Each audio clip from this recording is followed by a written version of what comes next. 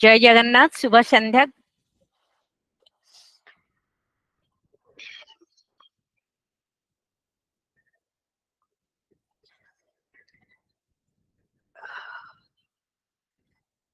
चतुर्भुजो जगन्नाथ कंठ शोभित कौस्तुभ पद्मनाभ वेद गर्भ चंद्र सूर्यो विलोचन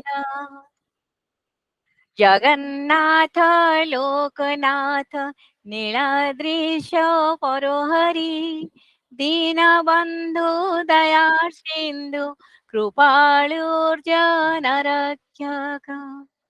कंबुपाणि चक्रपाणि पद्मनाभो नरोत्तम जगतं पालको व्यापी सर्वव्यापी सुरेश्वर लोकराजो देवराजो चक्रभूपश्च भूपति नीलाचलपतिर्नाथ कृतन्थः पुरुषोत्तम तक्षोदेह कल्पतरु विमला प्रीतिवर्धना बलभद्र वासुदेव माधव मधुसूदन जय Jagannath.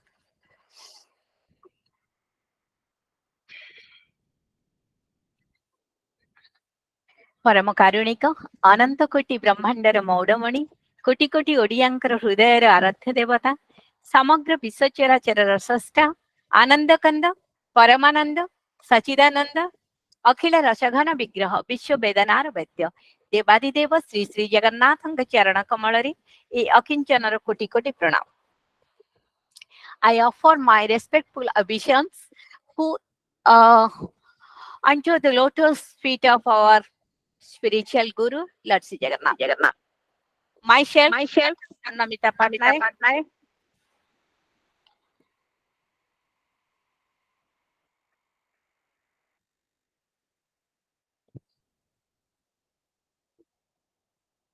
Assistant State Commissioner Guide, Bharat Scouts and Guide, Odisha, and the Faculty of Economics, Maharishi College of Natural Law, the host and convener of this 180th National Webinar. And as you know, the title being Pralaya Prakopa, the earthquake.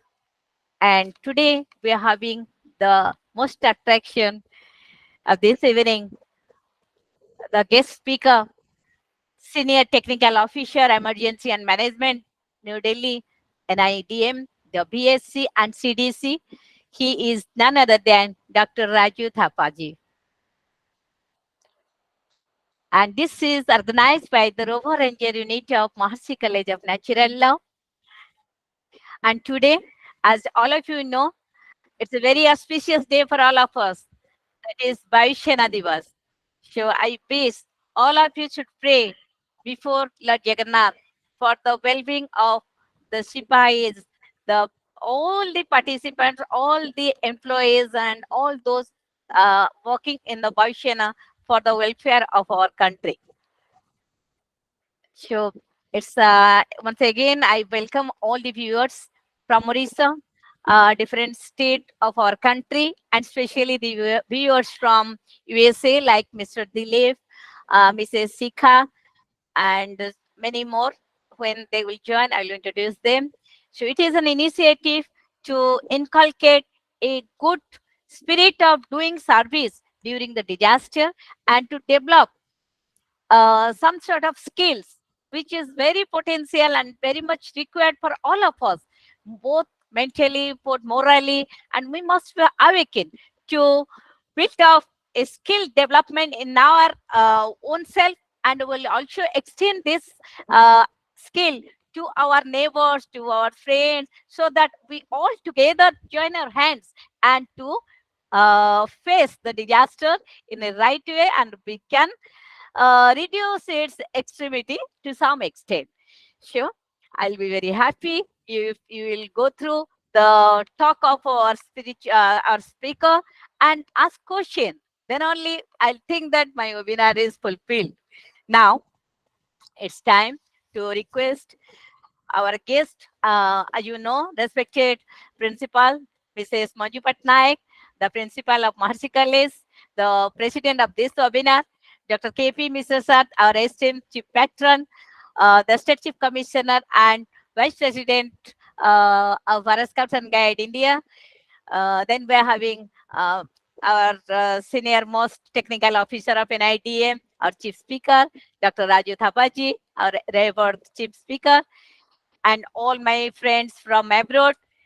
Then Prativa ma'am, the respected Prativa ma'am from JHARSUGUDA DOC Guide, Dibanshu, Sweetie, and all those my new webinar team members. I welcome all of you to this Google board, and especially all the guest dignitaries to this Google board. Now it's time. We'll have our inauguration function.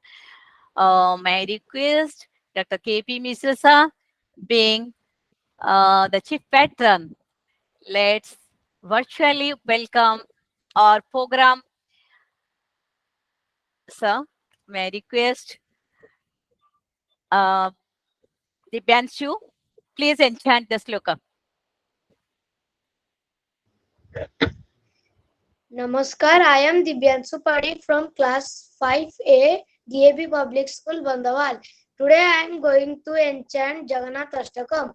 Om Kadachit Kalindi Tata Vipina Sangeeta Karabo Mudabhiri Nari Badana Kamala Swada Madhupa Rama Sambhru Brahma Marapati Ganesharchita Pado Jagannatha Swami Nayana Pathagami Bhavatu Me Mujhe Sabye Benu Sirasi Sikhi Pincham Katitate Dukulam Netrante Sahachara Kataksam Vidadate Sada Srimad Vrindavana Basati Leela Parichayo Jagannatha Swami Nayana Pathagami Bhavatu Me. Thank you, ma'am. Thank you so much. Now, it's time to welcome our guest, Dr. Raju Thapa ji, virtually.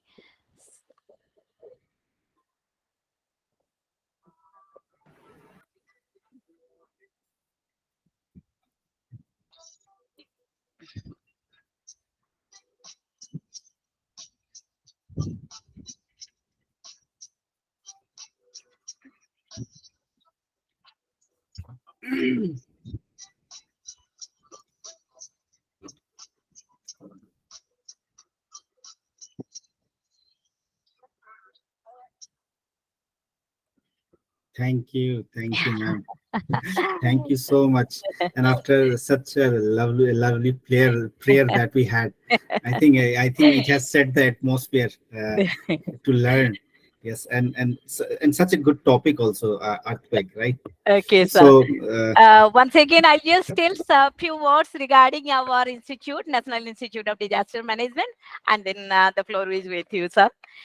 So all of you might be knowing the National Institute of Disaster Management.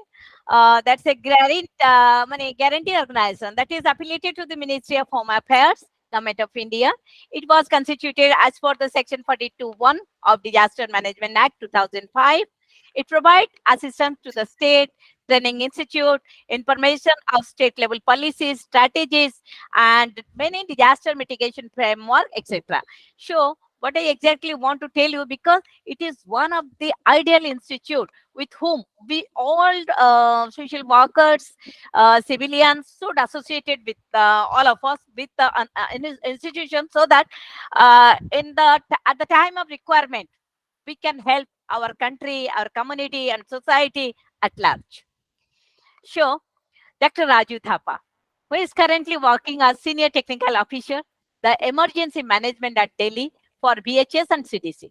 Prior to this, he was working as Junior Consultant at the Early Warning and Communication Center, Geometeorological Risks Management Division, National Institute of Disaster Management, Ministry of Home Affairs, and Government of India.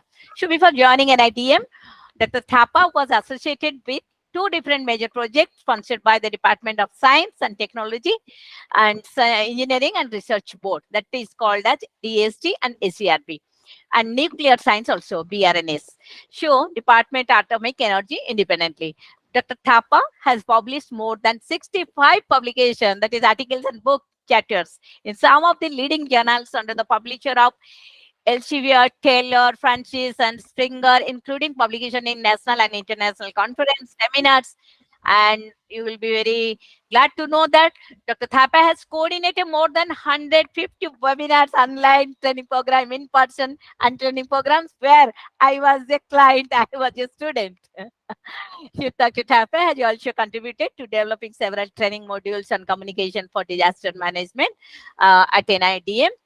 So we will welcome sir, and it's really everybody knows what is going on, disaster, everything, no, everybody knows. But what I exactly want to tell you, disaster is even a very small words nowadays, and of course almost all our friends, they know what is disaster because every day on the TV screen you will find something, some disaster is going on.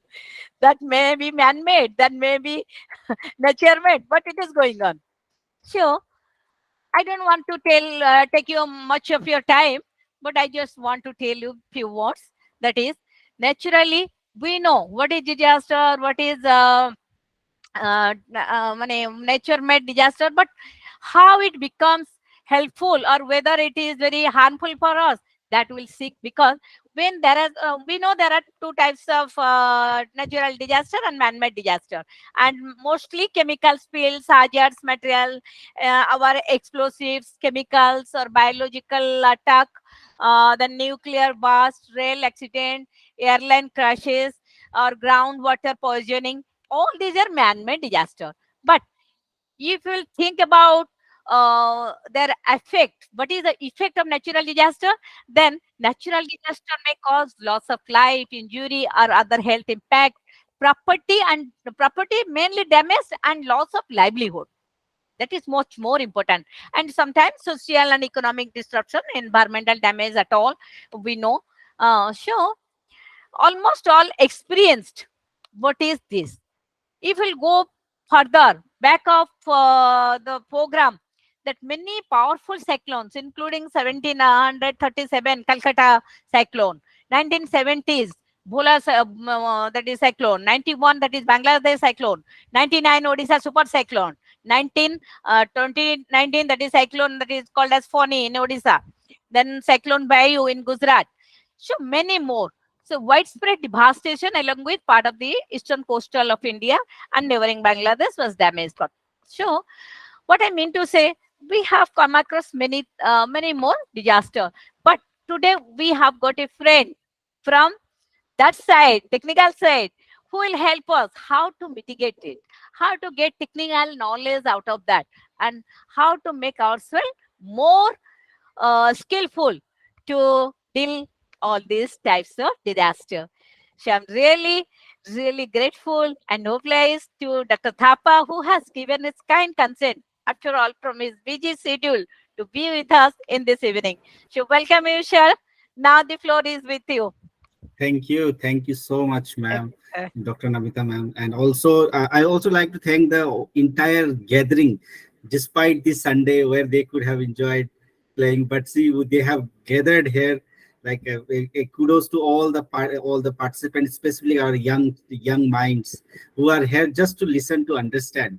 Like they could have used this time in otherwise, but they are here to just thinking that they can learn something. So a big round of applause to them also, that they are here to learn. So and I'm very thankful and grateful that ma'am, you have considered me to that I can add some values to this important topic. But I will be very frank that, you know, earthquake itself is such a big topic that even you do 5-year PhD, it won't be completed. So what we are trying to do, what ma'am has also talked very nicely, like when we were discussing, is that let us try to understand what is, like, just we will just go through what is earthquake, how it is caused, so that we can understand at least basic things. And later on we will also try to understand what, in as a journal person, as a journal citizen of India, what to do during disaster, after disaster, and what is going on, what is government of India doing. So I have tried to compile a very short, very easy presentation. So some of you might know all this thing, but I have made it like in a very journal form, so that if all of us are on the same page, if needed, we can go on the higher version later on. So let me just share my presentation for once. Yeah.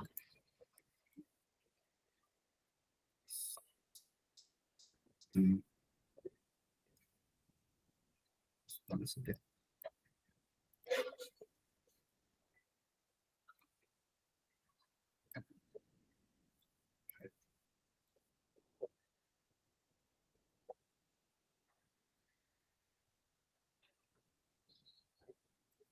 Uh, Yeah.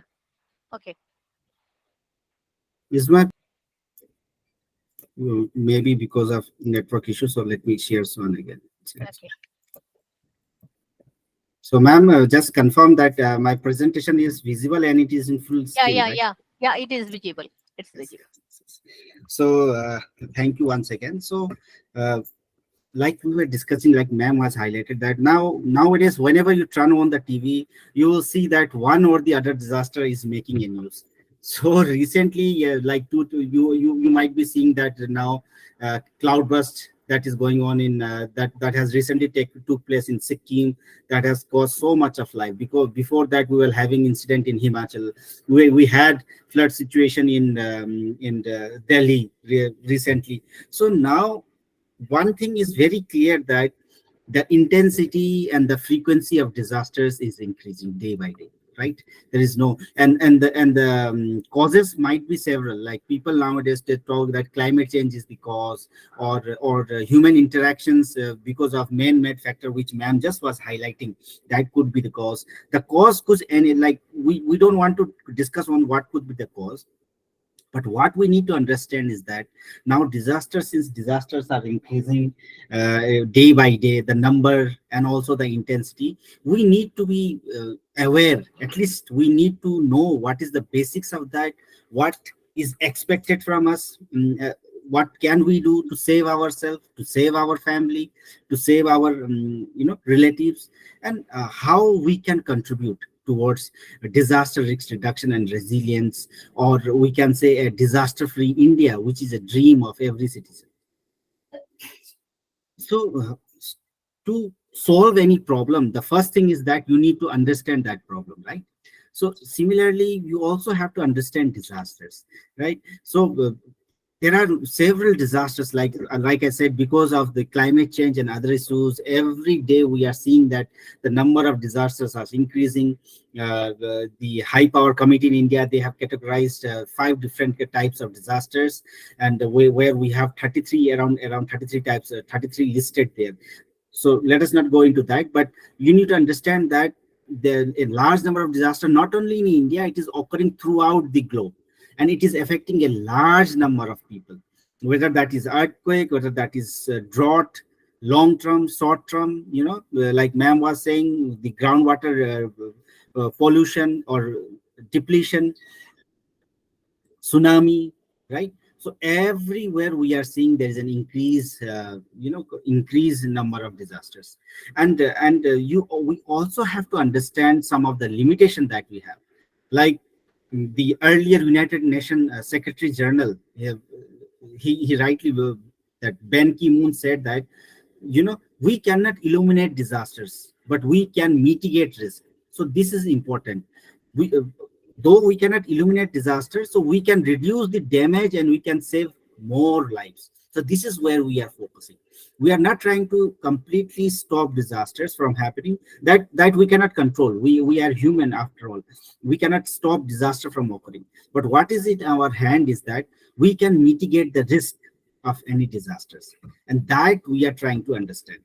And this is where all the concept of disaster management comes, right? We are managing the risk of that.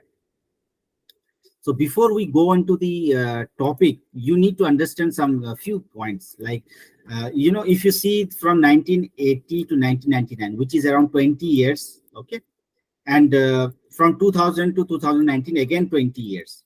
So 20 years data, if you compare, what you will understand very clearly is that in these 20 years, what we have seen is that the number of reported disasters has increased drastically, almost double the numbers, right? And this has increased because of increase in, like we said, climate change, you can say, disaster events, intensity, what you can raise several points, okay? Other important is that what we are much more concerning is the total death. Even though the disaster are increasing in almost double fold, you will see that the total death is almost equal, or though it is increasing, but comparatively to this, that there is this increase is not that significant.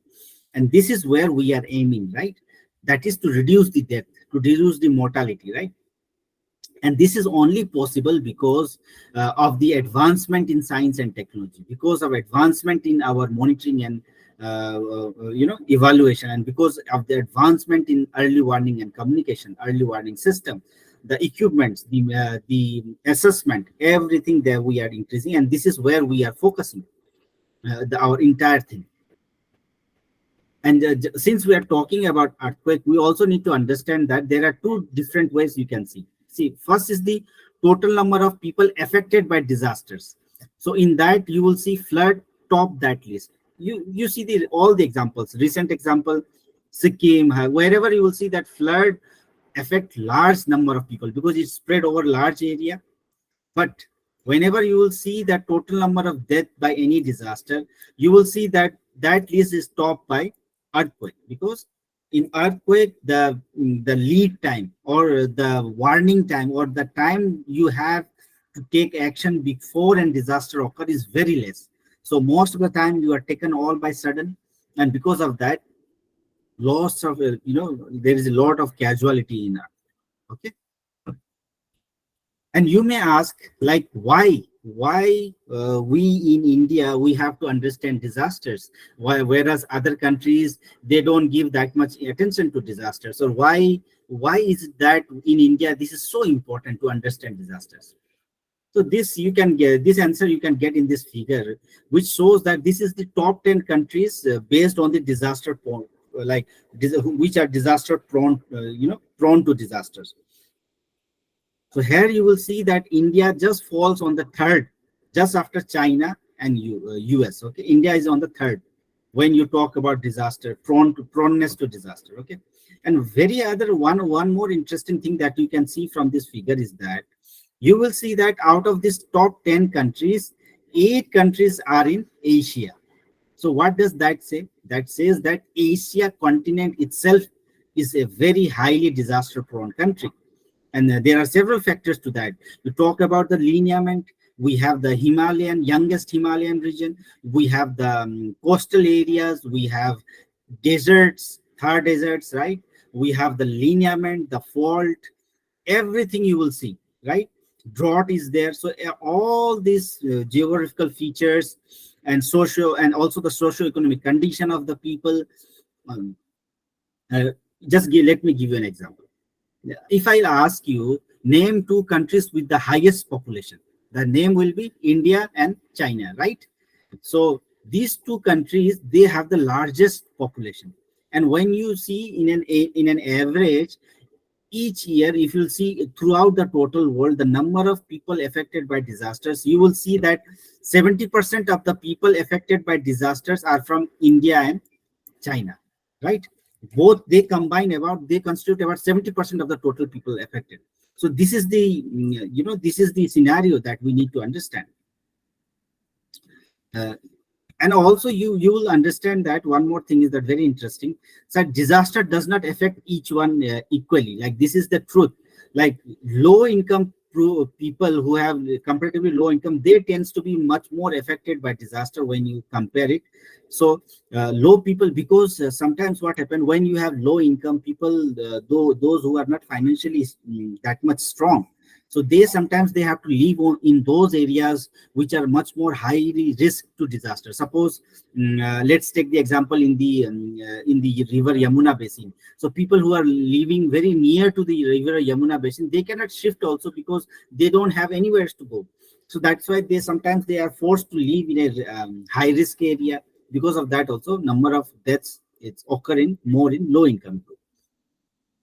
And one more very important point is that morbidity to natural disasters. It has been observed that children and women particularly, they are much more vulnerable as compared to men, around 14 times much more vulnerable as compared to men when to any disaster. So that's why we also need to, whenever we are talking about disaster, we need to understand the gender aspect also, and the not only gender aspect, other aspect also, like the old age people, we need to consider them, the economic conditions also we need to understand, the physically different people we need to understand. So all that we have to understand, right? And the importance of this is not only in India, it has been talking all over the world. uh, we have been talking about, I'm not going in detail. And our India also, Prime Minister Narendra Modi has also highlighted that we have to give importance to disaster risk reduction. So particularly like I said, when we consider India as a country and see its different geographical features and the different types of disasters that can occur, it becomes very important to consider that. So that is why the role of science and technology in disaster management, whether that is earthquake or any disaster, like ma'am was giving the example of cyclone. So the role of science and technology in disaster management becomes very, very important. So coming back to the topic, right? Sometimes when you are in office or in your college or anywhere, I think every one of us has felt this, right? Like sometime somewhere or the other, you must have felt it. Everyone has seen and encountered earthquake, right? So in that time you must have a questions to yourself, like what is it, why what just happened, why is it happening, why am I shaking, right? So is it an earthquake? Why does an earthquake occur? So just to understand that, I have just tried to give you the visual, representation, so that the student who don't have that much knowledge can get a little bit of idea. So whenever this earthquake, they originate from the sudden release of accumulated energy within the earth crust, often resulting from shifting of the tectonic plates or faults. Okay, I will show you what are those. And this release of energy that is there within the earth's surface, and they generate seismic wave that propagates in all direction, causing the ground to shake and tremble. Okay, and these waves, which includes the primary, the secondary waves, that are the body waves, as well as the surface wave, that I will give you an idea. Okay, so basically, how is earthquake occur? Because there is an energy trapped in earth surface. That trapped energy is released in the form of energy. That energy moves in the form of waves. So that is as and there are two different types of waves that also we will discuss. But before that, you need to understand how does this energy is released. So we have to understand that Earth is made up of tectonic plates. It's like, you can understand, uh, in a molten, inside we have molten lava, lava. And in that lava, we have, you can understand, say, around 19 to 20 plates tectonic. There are different tectonic plates, so they are floating over that. So these pieces, these tectonic plates, when they collide with each other, they sometimes they get horizontal or vertical, they come close to each other, they release certain energies. Because of that, we see a release of energy. That energy is sometimes monitored in the form of you can say wave, S wave, P wave, that comes out as an earthquake. So what we have to understand is that beneath the Earth's surface, there lies a dynamic realm known as the mental. I think all of you we have done understand in class 10 the different structure of Earth. We don't have to go in that much. But what just I want to highlight is that within this hot and semi-fluid layer, the Earth immense tectonic plates that we just discussed are situated. And even as we are listening to this our presentation, these plates are continuously shifting. Okay, and they are driving by the underground, underlying convective currents are generated by the Earth internal heat.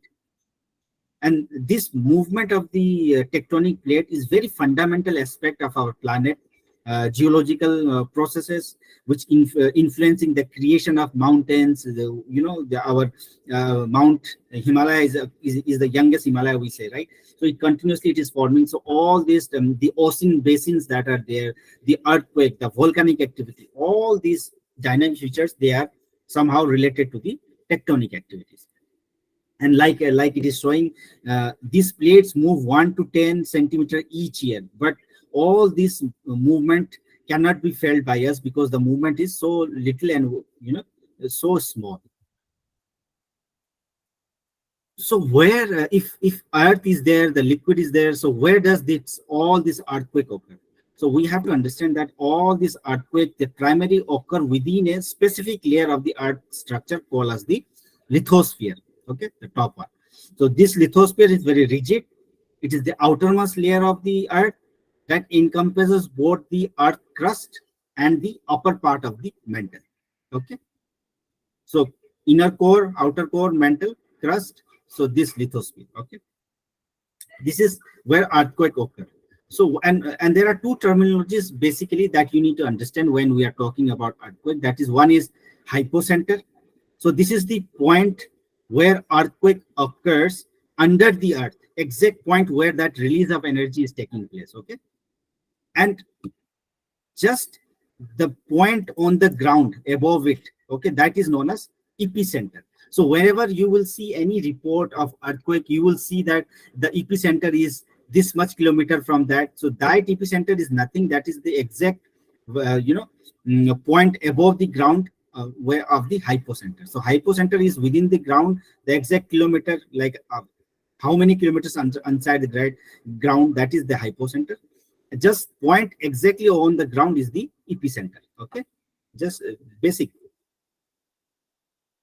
And you have to understand that historically also there have been several most terrifying earthquakes, like ma'am just give the example of cyclone. Similarly, in earthquake also we had very severe earthquakes, like in 1960 61 1960, yes, in Chile, in Valdivia, there was a earthquake of magnitude 9.5. Also, similarly, one in Japan in March 11 of 2011 of magnitude 9. And this particularly this Japan earthquake, and this see the pictures of that. This has caused a massive destructions, and losses of life, and it took more than 16,000 lives, and caused a huge devastation of property and infrastructure. So such is the example, and this example is, we don't have to go anywhere. This recently, last 2015, we have seen the earthquake in Nepal, right? There also you must have felt the earthquake, right? And there also a huge devastation was caused, right? So and also, if you see, just for your information, our earthquake, we have the earthquake zonation, where our country has been divided into 5 classes, like 5 zones: zone 2, 3, 1, 2, 3, 4, 5, based on the you can say the risk of landslides. Just for your knowledge, like the hilly areas where the possibility of earthquake occurrence is very high, they fall under zone 5, followed by zone 4, zone 3, zone 2, and there is no area which fall under zone 1, because zone 1 means where there is no chances of earthquake, but there is no such area, right? So there is no area under zone 1. So we have zone 2, 3, 4, 5. Okay, so now we understood what is, what is earthquake, what is epicenter, what is hypocenter. Okay, we got that. So Uh, one more request, sir. Can you yes, just repeat the zone again? I would like to know about the zone 2, 3, 4 again. okay, Okay. okay. So see, there are, the seismic wave. In India, the government of India has identified different mm, nodal agencies first. Okay, Okay. Okay. so different nodal agencies have different roles. So BMTPC, they are the organization who make maps. Okay, so they Okay. have divided entire country into 5 zones.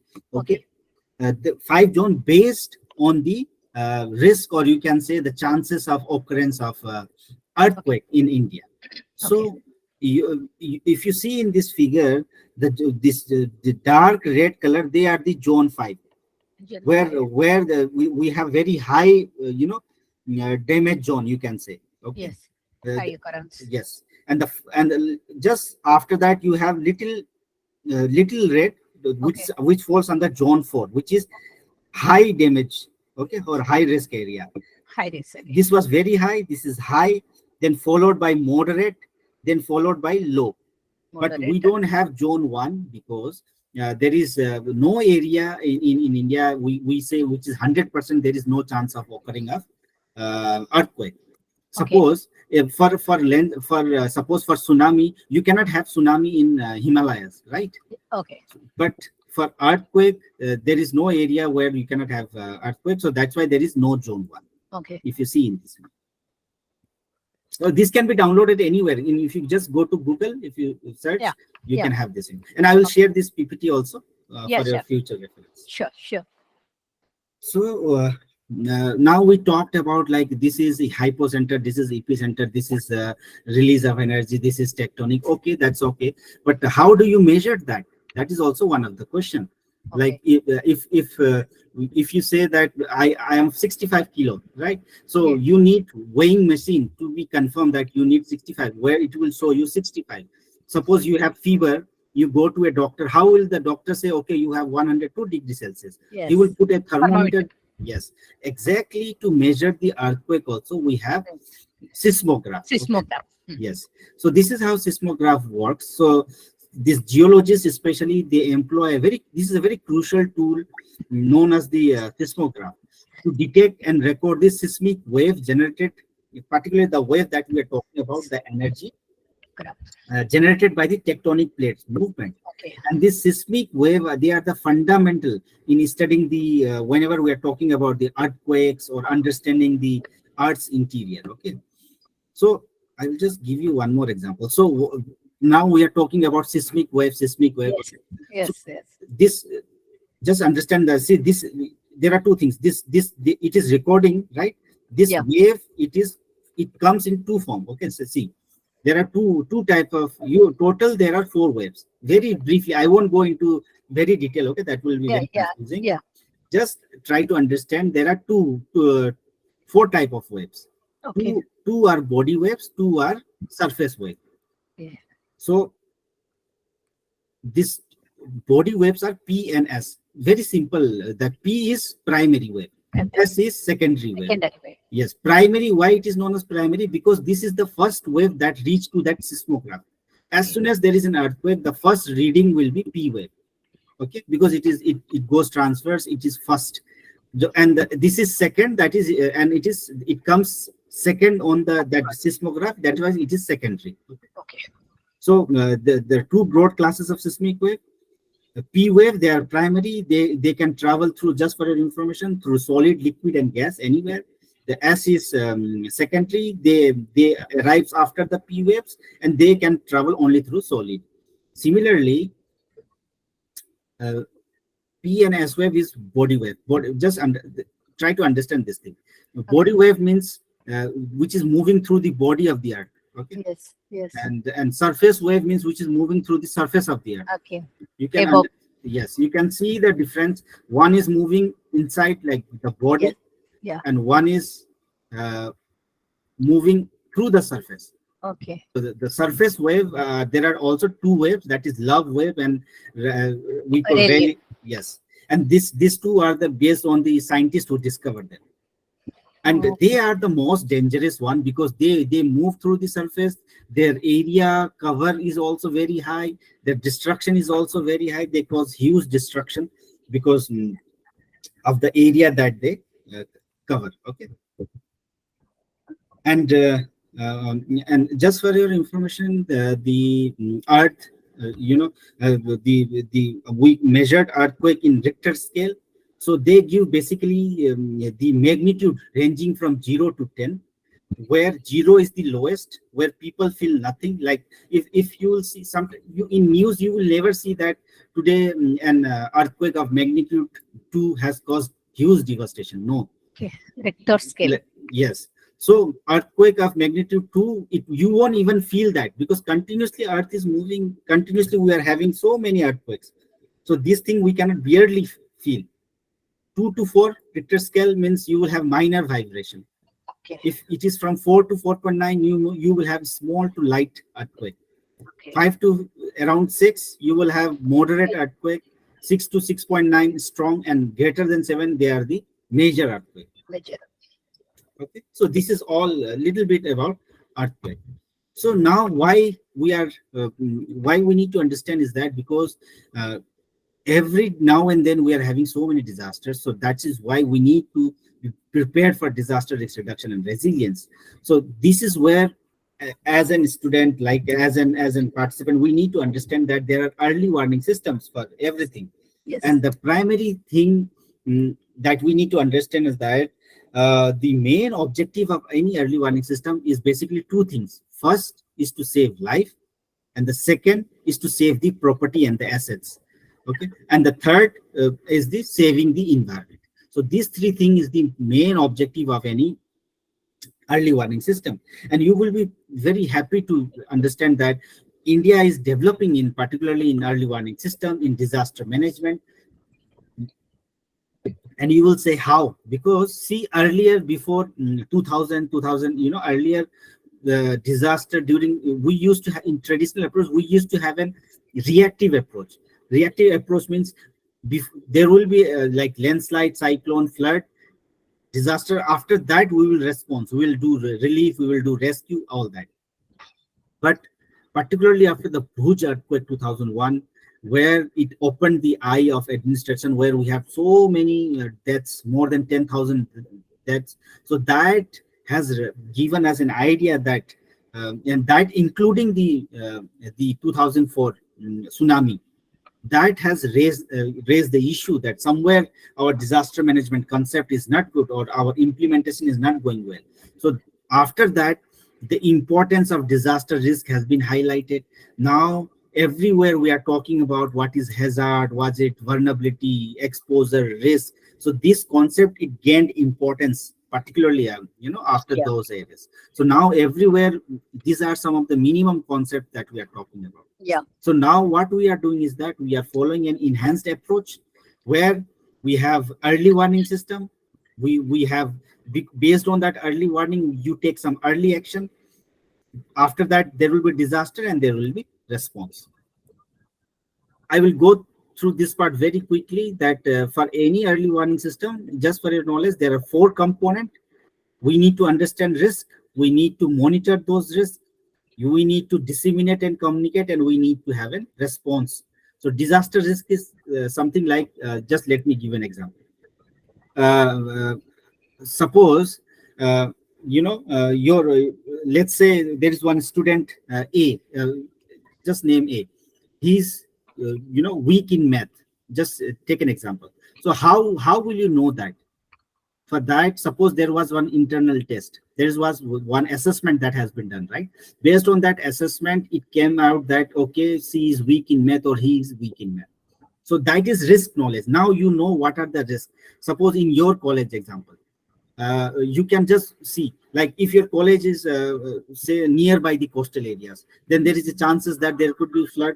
There is a chances that there is a chances that you can have uh, you know you can have a tsunami or a cyclone. There are several issues that can occur because of that. So similarly, risk knowledge is very important, and you need to understand before carrying out any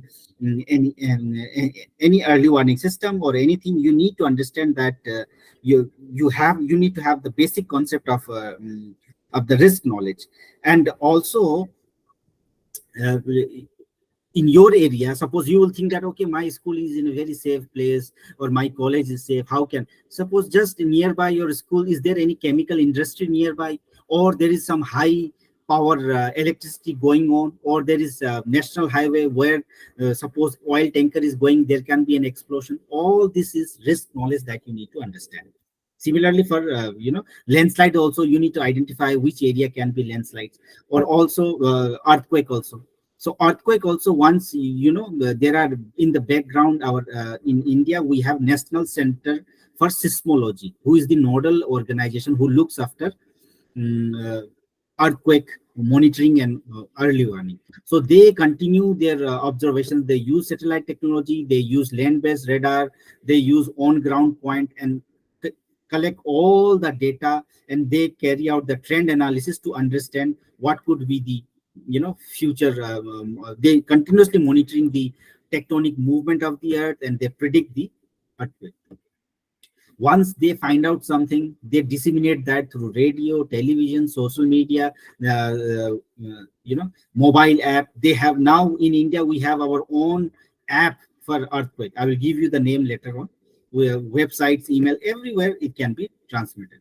And the last part is the response. NDRF, SDRF, after any disasters, our country, we need to prepare ourselves for any response of the disaster. So that is also one part.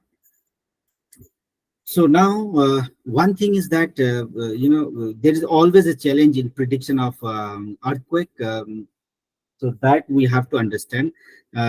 It is extremely difficult to predict earthquake on seismograph, because seismograph, it usually represents the P and SWF after it has occurred. So it becomes very difficult to predict here.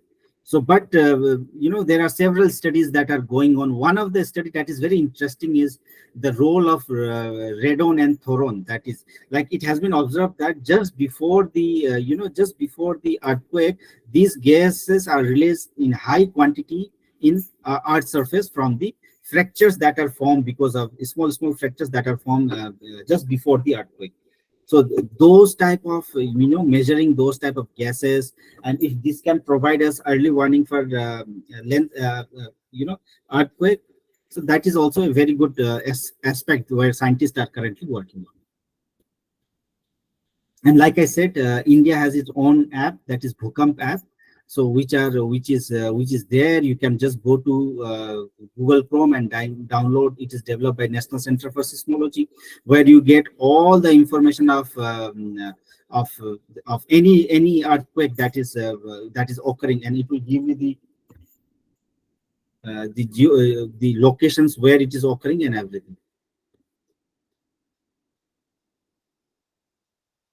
Similarly, earthquake, we have to understand that earthquake don't kill people, the buildings do. So what we also need to understand what we have to do. We need to make plans for earthquake. We need to secure our home. We need to have the kit. We need to have drop, cover, and hold on. This is some of the factors that are there. We need to check our hazards, stay connected. So just before an earthquake, if you'll see, there are certain do's and don'ts that we have to do. Like we have to understand that all our houses, we need to build it in a safe building codes. We need to upgrade our poorly developed structures, make plan. We need to have our emergency kit ready. We need to cut our electrical and water supply off whenever you have shock, because most of the time shock is followed by aftershock. So all that always remember that don't keep any heavy object near your door like almirah and all, because sometimes during earthquake, if that fell down just in front of your door and the road is blocked, you cannot, in colleges also, most of the time, there are big almirahs that are kept on the road. You don't have to do that. And also don't keep pots, flower pots on the balcony or somewhere, because when if there is art when there is shaking, this might fall down, and it can hit someone head. Okay. And what we have to do during an earthquake, you need to calm down, you need to assure others also. During the event, the safest place is an open space away from the building. If you are indoor, take cover under a desk, table, bed, anywhere which is the strongest surface you can think. You go there, take shelters. Once you open the door, stay like wherever you are, stay there for, as long as there is vibration. Don't move until there is vibration. uh, if you are in a moving vehicle, stop as quickly as possible and stay in the vehicle. Or if you have any pets in your home, free those pets, so that they can run outside. Do not use candle, matches, or any other flammable, because there might be gas leak, right? And after an earthquake, we have to see that like you keep stock, what you just check what is your stocks of, because you never know where you might be trapped. You have to check your drinking water, your food stuff, and others. Do not spread any rumors. You have and do not believe any rumors also. And also provide help to others. Check that all your gases, electrical line are cut off, and also help give assistance to others, and also close all your gas and other connections. So basically, if you say that today, like disaster, disaster management is none of my business, that is not possible. Nowadays, disaster management is everybody business, and all of us have to play a role in that. Whether you are a scientist, whether you are a teacher, whether you are a student, whether you are just a normal citizen, until and unless we all join hand together and come together, we cannot have a disaster-free, resilient country.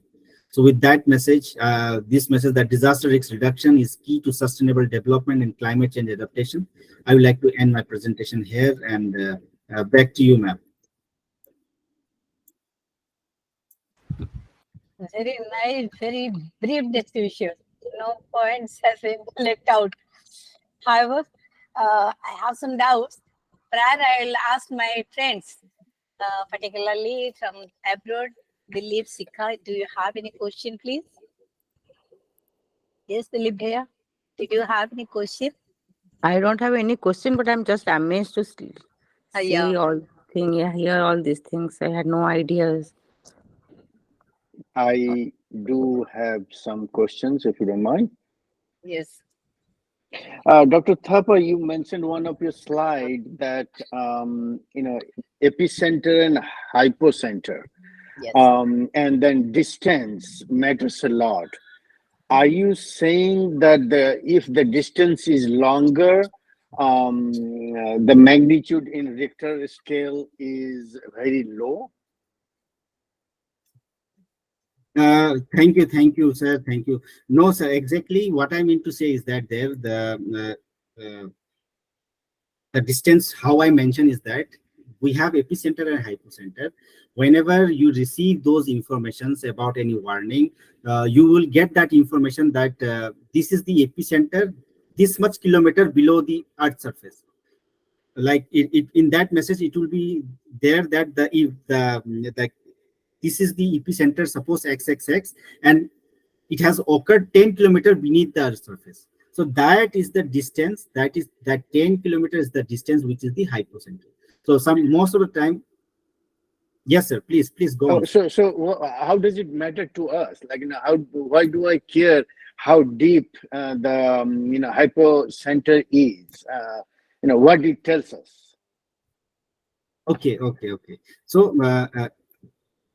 as a journal, sir, it doesn't if you see as a journal person, like that might not matter to you much, but like for those who are sir, those who are working in this particularly related to seismic, and other thing.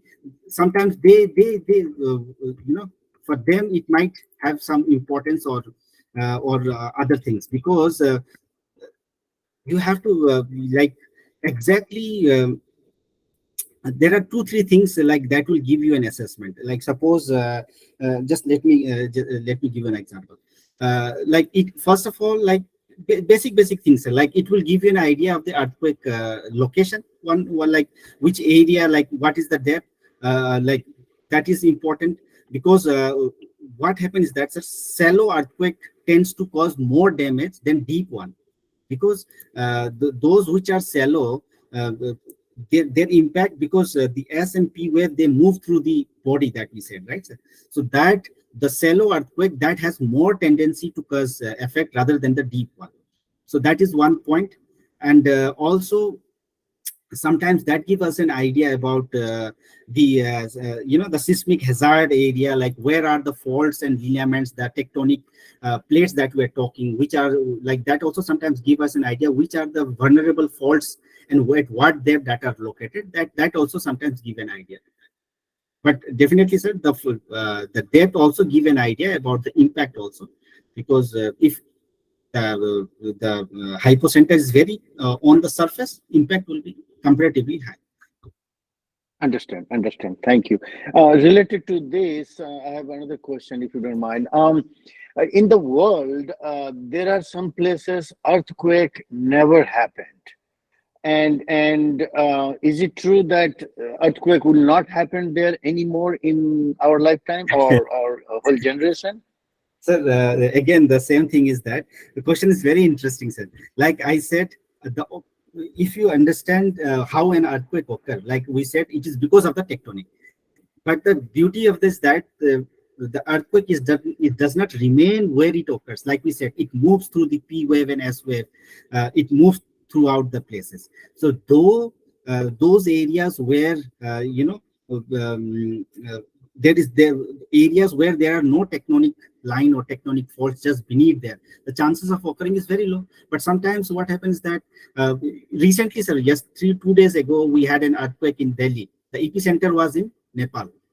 So it is not always that like you need to have epicenter in those areas. Sometimes a neighboring epicenter also can, if the impact is too high, chances are that you might feel the PNS, like the vibration, because of the movement of the seismic waves. So chances are always there. I see. Thank you so much. Okay, one additional question to this. Here, you have told no that epicenter in Nepal, it has shown that the Richter scale, it was first of all it showed 4.6. Again, it suddenly raised to 6.2. The same epicenter can have two types of. No, ma'am. Then later on, it was again 4.9 also. So so that's why I mentioned in one of my slide about the misinformation. Okay. So what is there? I will just tell you. See, there are several agencies who are working on the management, or I will say monitoring of earthquake. Yeah. And what happened is that initially, as soon as an earthquake occurs, they have their seismic stations placed at, say, various places. Yeah. Initially, when you have certain data, you will see the 4.9. If you just go back to that image wherever you have received, you just see it will be probable or tentative. Somewhere it will be written. So based on the the energy that they have felt, they try to examine like what could be the magnitude. But later on, like when they have enough data, like NC, I will say, like I said, go to the Bhukamp app, because that is our government app. Okay. That is our reliable app. Just wait for that. In that also, later on, the National Center of Seismology, they gave a detail of that. So we have to little bit wait and see what is the correct value. Yeah. But we will have only one seismic, only one value for that. Okay. And one according to geographical area, there are some places it has been demarcated since long. That this is earthquake prone area. Is it so? Yes, yes, ma'am. Just like I said, our Himalaya area, take the example, Yeah, yeah, yeah. because those areas where we will have a high number of tectonic plates or tectonic movement or seismic movement, those areas they are always vulnerable to vulnerable to earthquake. Yes. Okay. And what more? Regarding early warning system, how could people will know those who are having no TV, no media concern, like the low, very low class people? They It's are walking. very, Yeah, to be true, ma'am. It's very difficult for them. yeah, yeah. It's very, like I can say this and that, but that is not true, because there need to be a source of information that has to be reached. Yes, So that source of we have, because the news cannot reach just like that. So they need to be one source. One yeah, source could be media, all, like apart from, there are certain media like information. Suppose let me say the community speaker, or the loudspeaker that that government, if they establish loudspeaker throughout an area, if they announce in that loudspeaker, that could be one of the method where it can be reach out to the last mile in an earliest way. Otherwise yeah. it is very difficult. Yes. And one more question. When there are very big buildings in those area, like in Delhi, in Noida and all that things, they're having, even if nowadays they're having construction, how they could get the permission? this is this is very really tricky question, because nobody knows how they are getting the construct, because uh, taking in view that Delhi is a seismic fault zone where it is Yeah, highly chances of having earthquake. pura pura. Yes. So like I said in one of my slides also, we need to have the building bylaws. We need to consider what are there, what are the minimum retrofitting we need to do, what are the things that we need to take into consideration when we are planning for earthquake building. But somehow uh, that is missing, and that needs to be strengthened. I will say, government needs to take strict actions to Yes. stop that and to set example. Yeah, yeah. Because we have to save the life. If you want Exactly. to control the population, it's all right. Yes, yes. It should not be. Because of that, in Delhi area, northern India, that high-rise buildings are restricted. But in Mumbai, there are a lot of high-rise buildings. I don't know how many high-rise buildings are there in Delhi and Noida, but in this country, it is laid out that way. In New York area, we can have more than 100 floor of a building, but in California, which is a little bit in an earthquake zone, I never saw any high-rise buildings in that area. Yes, yes, sir. Very true, sir. Very Yeah. true. Because yeah, Mumbai basically it falls under, as far as I remember, Zone 3, which is John moderate. three. Yes, moderate. But like I said, Delhi and all those areas, it falls under more Zone 4, which is we consider as high. So that is yes, right. Sir. Okay. So for the vulnerability and for the all the information, we should rely on the app that you will Bhukamp be. app. Yeah, Bhukamp app. Okay. So you can just have a show. I mean, you can share it to our website. I mean, to our WhatsApp. I want to share it to all the friends. Prior to that, I want a demo of that app. Do you have any slide for that? No, ma'am, we don't Yeah. have. It's a very simple app. Just go to Google Store, like just go to Google Store, type Bhukamp app. Okay. Very user friendly. You can go, you can download, you can explore. Very simple app. Uh, and one more, Rix, during the earthquake, what is the advice to the unknown people? Because some of them they might not be able to know what to do and what not to do, do's and don'ts of this earthquake. So I have gone through a magazine of disaster program. There it has been written on the corner side of the house. We have to stay back there, or on the lower part of the table, like dining table, or those made of hard wood. You just go. beyond the beneath that, or in the corner of the two close walls. So is it correct, sir? Yes, yes, yes, absolutely, ma'am. Like table, to you have rightly mentioned, and why we say corner, because in corner, whenever we the pillar or the upper pillar, it fell down. It doesn't directly fell down. It fell down in little bit from one side. It will be attached to the wall, and from one in the middle, it will break. So Okay. sometimes it form a V-like shape, a Yeah. chamber type shape. Huh. It will form a like structure, and you will be safe in that a type structure, and the rescuer can come and they can save you. So Okay, it's a very nice one. So we may have some training programs, sir. Can we arrange some training program for one day? definitely, ma'am, definitely. You can just write to NIDM as Surya Prakash sir mail anytime. Okay. So we will get that approved. We will do that with the permission of our director, sir. So that can be done Okay. anytime. We can do it online also, sir. Anytime, yes, ma'am. Okay. You just have to come to just write a mail to Surya sir, and it will be. Okay. Okay. Very nice, sir. Thank So, you. there are some friends. Dibyanshu, the small boy of class 5th, he wants to know something. Yes, Dibyanshu, do you have any question? Yes, ma'am. Bolo. Sir, namaskar. Sir, as a Olympiad book, I know that the earthquakes start from the tectonic plates, but here is also written that focus is where the earthquakes begin. Sir, the crust is the outermost layer, and below the crust there are tectonic plates. So, sir, how it is possible that the focus is actual starting place of the earthquake? Okay. So first of all, it's so nice that you have so much of curiosity that what is focus, what is trust, mental. That is so nice.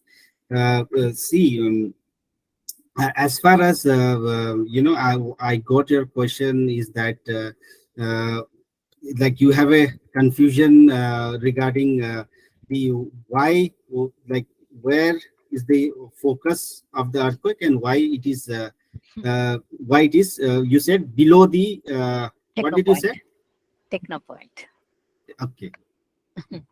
So see, like I said, what was his good name? Dibyansu. See, you first you have to understand, like we said, like the exact location. Like I said, you said very nicely that tectonic plates, right?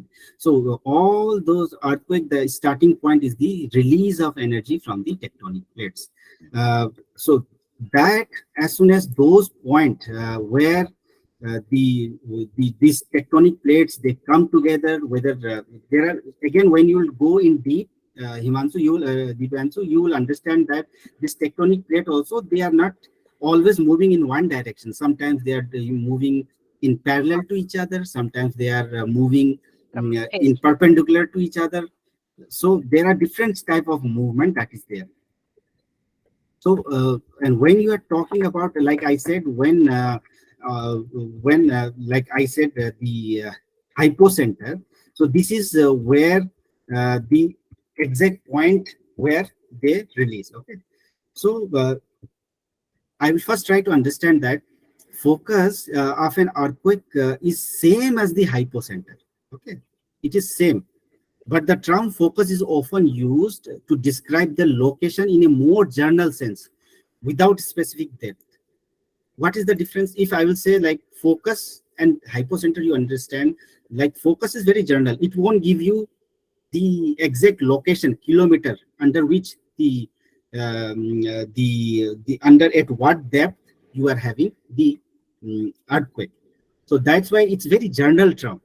There is no measurement of depth. So that's why your question, like how it can be up, it can be down. That's why I haven't used the term focus in my slide knowingly. So that's why I said hypocenter, because it gives you exactly location where it is occurring in lithosphere. So that's why. Okay, that is one thing. And other thing is that what we have to understand, while the hypocenter, it refers to the exact point in three-dimensional space where the earth, considering all the point, the focus can use in a broader context, okay, just to understand the source of seismic energy without giving the depth. So that is general idea, okay? Just for your understanding. So understand, focus is very general term without giving the depth. So that is the response. Thank you. Thank you, thank you, Dibyanshu, and also keep reading those Olympiad book and try to understand all other concepts also. Sir, I have another question, sir. How does these aftershocks happen? Oh, very good question. Very good question. And most of the time, uh, uh, before the main earthquake doesn't cause that much damage, what other aftershock cause. Okay, so aftershock is very good concept. Uh, so I will try to explain you in a very simple way. See, what happened is that after an earthquake, after a shock is uh, you know uh, uh, I will say after an earthquake occur, so there is always chance of an aftershock, because like I said, uh, how does an earthquake occur? Because of the movement of the tectonic plate. So aftershock, they usually occur is that sometimes when those tectonic plates they move, there is always a chance that they will reposition itself.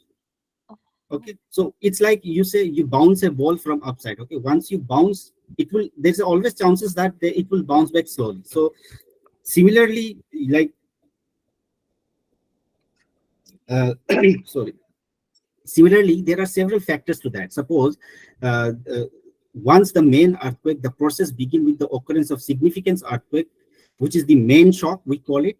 This main shock is typically very large, okay, and most destructive occurs. Okay, so those release of stress during the main shock, or main shock that is there, this stress in the earth crust is released along a fault line, like I said, because all this energy are released in fault line. This release of the stress caused the earth crust, to shift and rupture along the fault. So this suddenly there is a movement of earth crust generates seismic wave, okay, which we feel as an earth surface. Now what happens is that there is always a residue stress also. While the main shock, it releases a significant amount of stress, it does not release all the accumulated stress along the fault. So what happens, some of the stress, it remain locked in the earth crust due to the friction and geographical, there are various factors that are there. So that is later on released as an aftershock. Okay, so since it was first, I was not going in detail. So this is also very good question. Like there could be one, two, multiple aftershocks also. And for an example, in earthquake in Nepal, 2015 that we had, the aftershock was also very devastating. There were so many, it caused like so many building damage also during that time. Aftershock also. So back to you, Thank ma'am. you. Thank you so much. Sir, sir, what is the reason for the geographically earthquakes? Okay, Dibyansu, I will send you this PPT. Okay, you have to go through. And there, like I said, for earthquake, the reason is this. One of the most important reason is the seismic wave, seismic plate, the tectonic plate that are there. Okay, that because of the movement of the tectonic plate, we have more landslides. Oh, sorry, more earthquake. I'll help you, Dibenshu. I'll help you how to understand this seismic and this two wave. Huh? And then how the phase one and phase two, primary and secondary, they are working together. And I'll tell you. Huh? I'll explain you. Okay. Are you satisfied or not? Sir, I have another question that is not related to earthquake, but it is related to tectonic plates. Oh. Sir, before this world was, is the theory of Pangea is real? Oh. Yeah, you have studied that in your book, Mm. Pangea. Yes, sir. So that means the people who have included there, they must have gone through that. So basically, the Divyanshu, like there are theories, okay, but there are several theories how our Earth, how our continent is formed, and uh, all theories are been seen, but one of the most accepted and proved having evidence theory is the Pangea theory that we are saying. Yes, so that you can say as see as of now the science and information we have, this is the best fitting theory that we have. But as science progress, theories can always change, so you cannot be 100% sure. But as far as the information and knowledge that we have, yes, that theory is holds strong and good. Yeah.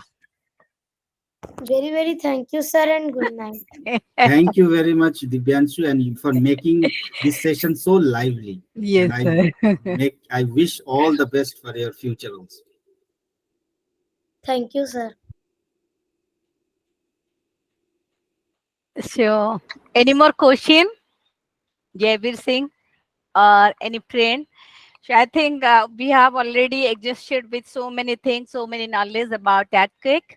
Now it's time to present a small memento to our guest. Uh, Virtually, I would like to share it, sir. Oh, thank you. सभी को नमस्कार। आज थोड़ा late जुड़ा, आज मैं question नहीं करूंगा, तो इसलिए धन्यवाद सभी का। So this is a small memento. Thank you so And much for having me. It's from the heart of all the participants, all the viewers of our webinar. Thank you so much. And one more thing, sir. Today, so many friends join over here. We will like to share certificates to all of them. And you. preferably today, I would like to share certificates to Mr. Dilip, Mrs. Sikha Patnaik from USA. They have given their time. They have joined so early and they have shared their valuable time from starting to end. And they have also participated in almost all the programs of our webinars and actively participated. So today I would like to present the certificate to Sikha ma'am. Yes. Thank you. It's my pleasure. And one more certificate to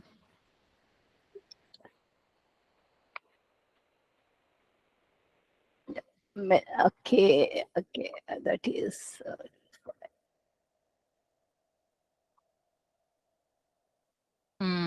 have you seen it? No. And certificate will not be shown here. That is okay. Okay, I'll find it out and I'll send it to Mr. Dilip. Mr. Dilip, I'll share No it problem. to you. Okay, sir. No problem. Yeah. Thank you for that. Okay, and this is the end of the program, and I would like to request Prativa ma'am. Are you there? Yes, Pratibha? madam. Good Okay. evening, madam. It's time for proposing vote of thanks. Over to Pratibha ma'am from JHARSUGUDA. Thank you, ma'am. madam. Okay. We want to see your face. Unmute your After video. that, madam, I will give the vote of thanks, and after that we will. Okay. And we'll have a group photograph with Mr. Thapa. Yeah, madam. Okay. ସମସ୍ତଙ୍କୁ ଶୁଭ ସନ୍ଧ୍ୟା। ଆଜି 180ତମ ୱେବିନାରରେ ମୁଁ Pratibha Mahapatra district organising commissioner Jharsuguda ସମସ୍ତଙ୍କୁ on behalf of Maharshi college of natural law ତରଫରୁ ଆପଣଙ୍କୁ ସ୍ୱାଗତ ଜଣାଇବା ସହିତ ମୋର ଏହି ଧନ୍ୟବାଦ ପର୍ବର ଶୁଭାରମ୍ଭ କରୁଛି।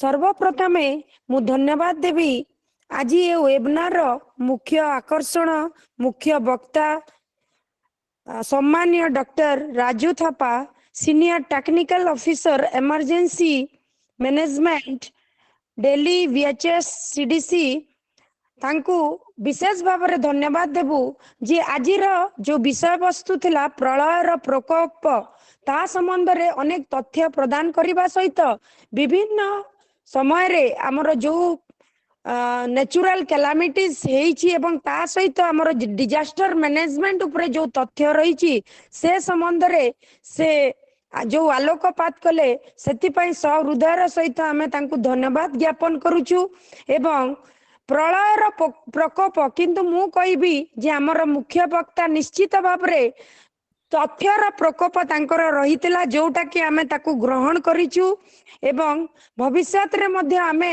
सेही तांकठारु डिजास्टर मैनेजमेंट उपरे जो विभिन्न प्रकार तथ्य रहिछि सेटा निश्चित भाव रे आदाय करिवु सेति पय सार आपनकु आज ए वेबिनार रे उपस्थित थिबारु मु आपनकु विशेष भाव रे धन्यवाद दउछि sir I would like to thanks on behalf of Maharshi college of natural law तापरे धन्यवाद देवी ए Maharshi college of natural law रो अध्यक्ष सम्माननीय डॉक्टर मंजू पट्टनायक मैडम महोदय को धन्यवाद देवी मु आमर Odisha state Bharat scout guide रो आमर चीफ कमिश्नर सम्माननीय डॉक्टर काली प्रसाद मिश्र सर महोदय तांकर उपदेश निश्चित भाव रे वेबिनार रे गोटे शक्ति प्रदान करिଥାଏ प्रेरणार उत्स होइଥାଏ तेणु सार आपन को on behalf of Maharshi college of natural law तरफ रु धन्यवाद ज्ञापन करूछु धन्यवाद देवी कन्वेनर सम्माननीय डॉक्टर नमिता पट्टनायक मैडम महोदय को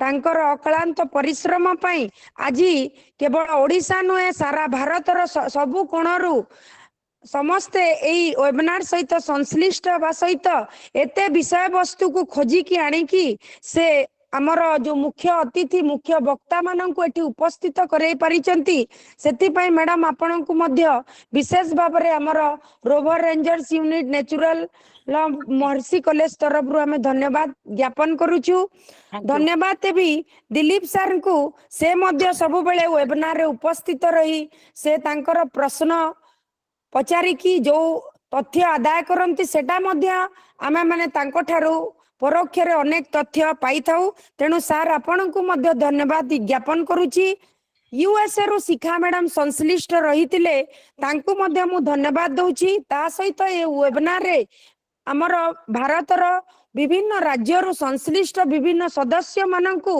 मु धन्यवाद ज्ञापन करबा सहित धन्यवाद देवी हमर छोट शिशु दिव्यांशु जे सब बेले आमर गोटे श्लोक आज जगन्नाथ श्लोक जो परिवेषण कले ताले निश्चित भाव रे वेबिनार पूर्वर जेते बेले से श्लोक गांती सेते बेले गोटे पवित्रता वातावरण सृष्टि हुए आमर संस्कृति को से वंचित करी रखिचंती तांकर कुनी वचन माध्यम रे सेति पय तांकु विशेष भाव रे धन्यवाद दउची धन्यवाद देवी आमर अन्यान्य सोनू सर बिहार रु एवं अन्यान्य महाराष्ट्र रु छत्तीसगढ़ रु जो सार मैडम माने संश्लिष्ट अछंती शेषरे धन्यवाद देवी हमर rover rangers unit Maharshi college of natural law Bhubaneswar जो माने की अक्लांत परिश्रम करूचंती नमिता मैडम को माध्यम रे से ता सहित शेषरे धन्यवाद देवी मु सोशल मीडिया हमर भाई भौणी जदि के एटी संश्लिष्ट अछंती एवं शेषरे आउ जो माने भी रही जाइचंती तांकु मध्य सहृदयर सहित धन्यवाद देकी मु मोर धन्यवाद पर्व को एठी विराम दउची जय जगन्नाथ जय ओडिशा धन्यवाद बर्तमान अनम्यूट कर तमरो फेसटा में समते देखिबु किए कहउछन ना रेकॉर्डिंग बाजेची now the certificate goes to our Delhi भैया and Thank you so much. Thank you for this. आपणक पाखरे आमे ओबलाइज्ड आपण माने बहुत समय दोछन्ते हम सहित and finally No problem at all. Finally I would like to request Thapaji and all our friends to unmute your video so that we will have a photograph with Thapaji and our guest.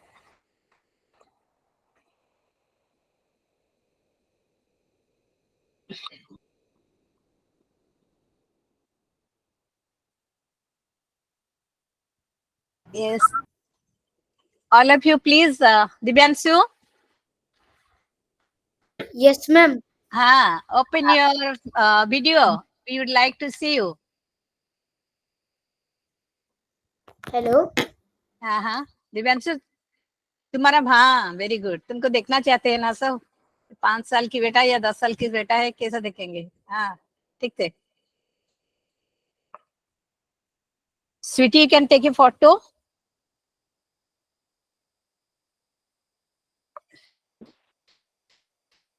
Okay. Now it's the time. As your host and convener, I would like to thank Lord Jagannath for giving us not only a best time and also the net connection and all that blessing in disguise, which helped me to control this program entirely, and certainly with the blessing of Lord Jagannath, we are not getting any sort of disturbance within this program. And at his stretch, she has taken a lot of pain, Dr. Raju Thapa, to explain us. It's not a small thing. It's a practical thing and which is changing over time.